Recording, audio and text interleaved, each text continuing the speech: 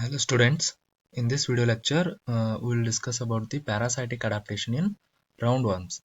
Roundworms is nothing but these are the Aschelminthes or Nematelminthes. Nematelminthes ಗೆ Aschelminthes ಅಂತಾರೆ, roundworms ಅಂತಾರೆ. ಅದರೊಳಗ ಹೆಂಗ್ parasitic adaptation ಆಗಿದೆ ನೋಡೋಣ. The body is long and cylindrical, pointed at the both the ends. Body ಹೆಂಗ್ adaptation ಆಗೈತಿ? Because these are the parasitic. These parasite inside the this lives inside the host's intestine ಒಳಗಡೆ ಇರ್ತೈತಿ. ಇದು ಅಲ್ಲಿ ಬದುಕಬೇಕಾದ್ರೆ ಇದಕ್ಕ ಏನೇನ್ ನೆಸೆಸರಿ ಇದಾವು ನೋಡ್ಕೊಂಡು. The body is long, body ಹೆಂಗೈತಿ? ಲಾಂಗ್ ಐತಿ, ಉದ್ದೈತಿ. Cylindrical and pointed at both the ends. Because ನಿಮ್ಮ ಇಂಟೆಸ್ಟೈನ್ ಹೆಂಗಿದೆ? ಲಾಂಗ್ ಸಿಲಿಂಡ್ರಿಕಲ್ ಐತಿ. ಅದ್ರೊಳಗೆ ಫಿಟ್ ಆಗಬೇಕಾದ್ರೆ ಈ ಬಾಡಿ ಶೇಪ್ ಹಿಂಗ್ ತಗೋಬೇಕಾಗ್ತೈತಿ. That's why they modified their body like this. Next, the mouth is bounded by 3 lips, which helps the parasite to attach with the mucous membrane of the host intestine. Host intestine ಒಳಗ ಏನ್ ಇರ್ತೈತಿ? Mucus membrane ಇರ್ತೈತಿ. ಆ mucus membrane ಅಲ್ಲಿ attach ಆಗ್ಬೇಕಂದ್ರೆ ಈ lips help ಮಾಡ್ತಾವ. That's why they developed the lips. The parasite is devoid of locomotory organ. Means these parasites lack the locomotory organ. Locomotory organ ಇರಂಗಿಲ್ಲ. ಯಾಕ? Because there is no necessary for locomotion. As the parasite lives in intestine where the protection from enemies and food supply are ensured. ಎಲ್ಲಿರ್ತೈತಿ ಇದ? ಒಂದ್ಸಲ intestine ಒಳಗ ಹೋಗಿ ಕೂತ್ಬಿಟ್ರೆ ಮುಗುತ್. ಅಲ್ಲಿಂದ ಅದಕ್ಕೆ ಬೇರೆ ಕಡೆ ಮೂವ್ಮೆಂಟ್ ಆಗಕ್ಕೆ ನೆಸೆಸರಿನೇ ಇಲ್ಲ. ಅಲ್ಲೇ ಫುಡ್ ಸಿಗ್ತೈತೆ ಅದಕ್ಕೆ. That's why there is a no need of locomotion. That's why they lack the locomotory organs. The body wall of Ascaris, this is Ascaris example, also called as a roundworm, is covered with the cuticle. Body wall is covered with the cuticle that is resistant to the digestive enzymes of the host. ಈ host body ಏನ್ ಮಾಡ್ತೈತಿ? Digestive enzyme ನ secret ಮಾಡ್ತಿರ್ತೈತಿ. ಆ digestive ಎಂಜೈಮ್ಗೆ withstand ಆಗಿ ನಿಲ್ಲಬೇಕಂದ್ರೆ ಈ organism ಏನ್ ಬೇಕ? ಇದಕ್ಕ ಕ್ಯೂಟಿಕಲ್ ಬೇಕು. Body wall is covered by cuticle. ಒಂದು ಕೋಟಿಂಗ್ ಇರುತ್ತ ಔಟ್ಸೈಡ್. ಅದರಿಂದ ಈ ಡೈಜೆಸ್ಟಿವ್ ಎಂಜೈಮ್ ದಿಂದ ಅದಕ್ಕ ಏನು ತೊಂದರೆ ಆಗಂಗಿಲ್ಲ. Then the pharynx is muscular that facilitate ingestion of the food by sucking action. ಈ pharynx ಹೆಂಗೈತಿ? it is made up of muscles. ಈ ಮಸಲ್ಸ್ ಏನ್ ಮಾಡ್ತಾವ? ಕಾಂಟ್ರಾಕ್ಷನ್ ರಿಲ್ಯಾಕ್ಸೇಷನ್ ಆಗ್ತಿರ್ತಾವ. ಅದರಿಂದ ಏನಾಗುತ್ತೆ? ಫುಡ್ ಇಂಟೇಕ್ ಮಾಡಕ ಹೆಲ್ಪ್ ಮಾಡ್ತೈತಿ. ಸಕ್ಕಿಂಗ್ ಆಕ್ಷನ್ ಕ್ರಿಯೇಟ್ ಆಗ್ತೈತಿ. There is no digestive glands. Digestive glands are absent. Sense organs are ill developed because there is no need of sensation. Only on lips in the form of papillae are these papillae are the sense organ. This is present on the only lip region because they sense the intestine mucous membrane. ಅಲ್ಲಿ sense ಆಗಿ ಅಲ್ಲಿ attach ಆಗಕ್ಕ ಅಷ್ಟ sense organ ಬೇಕಾಗ್ತಾವ. That's why only in the lip region they have the sense organs. The digestive tract is simple without provision for storage. Digestive tract hengite? Simple it because they getting the pre-digested food on, and there is a no storage as there is a constant supply of food. ಯಾಕ storage ಹಾಕಿಲ್ಲ ಅಂದ್ರೆ constant ಆಗಿ ಅದ food supply ಇರತ್ತಲ್ಲಿ, ಎಲ್ಲಿ? Intestine ಒಳಗೆ.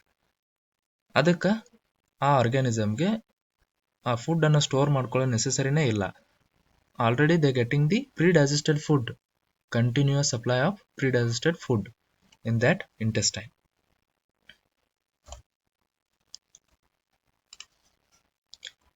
Next, the body wall is covered with tough, thick and resistant cuticle, shields against the digestive enzyme of the host and antitoxins.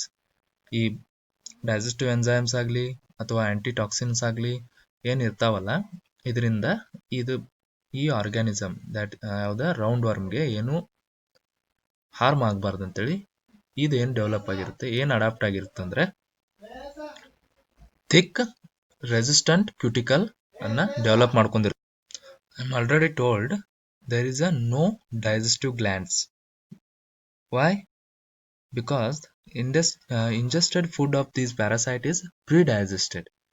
ಏನೈತಿ already pre-digested food ಇದಕ್ಕೆ ಸಿಗಾತೈತಿ.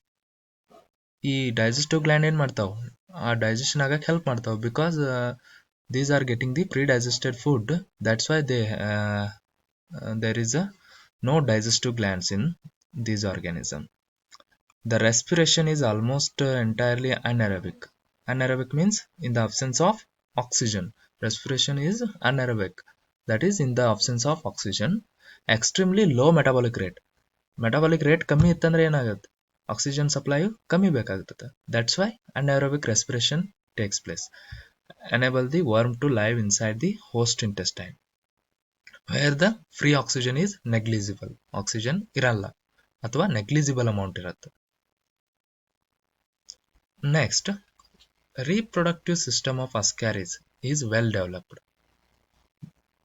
I am already told in Platyhelminthes also. Some of the adaptation is same for Platyhelminthes and Ascahelminthes, but some are different in different worms. A reproductive system of Ascaris is well developed, and numerous eggs are produced to make up for the poor chance of the right host being reached. Reproductive system ಯಾಕೆ ಅಷ್ಟು well develop ಆಗಿದಾವು ಅಂದರೆ, ಈ egg ಏನು produce ಮಾಡ್ತೈತಿ ಅವ ಕರೆಕ್ಟಾಗಿ ಹೋಸ್ಟ್ಗೆ reach ಆಗ್ಬೇಕು. ಈ ಚಾನ್ಸ್ ಭಾಳ ಕಡಿಮೆ ಇರ್ತೈತಿ ಆ ಹೋಸ್ಟ್ಗೆ ರೀಚ್ ಆಗ್ಬೇಕಾದ್ರೆ. That's why they produce enormous number of eggs. ಈ ಎನಾರ್ಮಸ್ ನಂಬರ್ ಆಫ್ ಎಗ್ಸ್ ಏನು ಪ್ರೊಡ್ಯೂಸ್ ಮಾಡೋದ್ರಿಂದ ಏನಾಗತ್ತೆ, ಈ ಎಗ್ಸ್ ಹೋಸ್ಟ್ ಬಾಡಿನ ರೀಚ್ ಆಗಕ್ಕೆ ಅನುಕೂಲ ಆಗತ್ತೆ. ಯಾಕಂದ್ರೆ ಒಂದು ಎಗ್ ಲಾಸ್ ಆದ್ರೂ ಮತ್ತೊಂದು ಎಗ್ ಇರತ್ತೆ. ಹಿಂಗೆ ಭಾಳಷ್ಟು ಎಗ್ ಇರ್ತಾವೆ. ಅದರಲ್ಲಿ ಆ ಭಾಳಷ್ಟು ಎಗ್ಗಲ್ಲಿ ಒಂದೇ ಎಗ್ ರೀಚ್ ಆದ್ರೂ ಸಾಕದಕ್ಕೆ ಒಂದು ಹೋಸ್ಟ್ ಬಾಡಿ, ಅಲ್ಲಿ ಮತ್ತೆ ಅದ್ರ ಲೈಫ್ ಸೈಕಲ್ ಅನ್ನ ಕಂಟಿನ್ಯೂ ಮಾಡುತ್ತೆ. That's why the reproductive system of the Ascaris is well developed. The eggs are covered with resistant covering. In a reproductive system is the well developed. ಆ reproductive system ಎಂತ egg produce ಮಾಡ್ತಾವ, resistant covering or chitinous shell. ಆ egg ಮೇಲೆ ಏನಿರ್ತೈತಿ, resistant covering ಇರ್ತೈತಿ, chitinous shell ಅನ್ನೋದು, which provide a safety to the zygote. ಅದೇನ್ ಮಾಡ್ತೈತಿ, ಸೇಫ್ಟಿ ಯಾಕಿರತ್ತಂದ್ರೆ ಸೇಫ್ಟಿ ಪರ್ಪಸ್.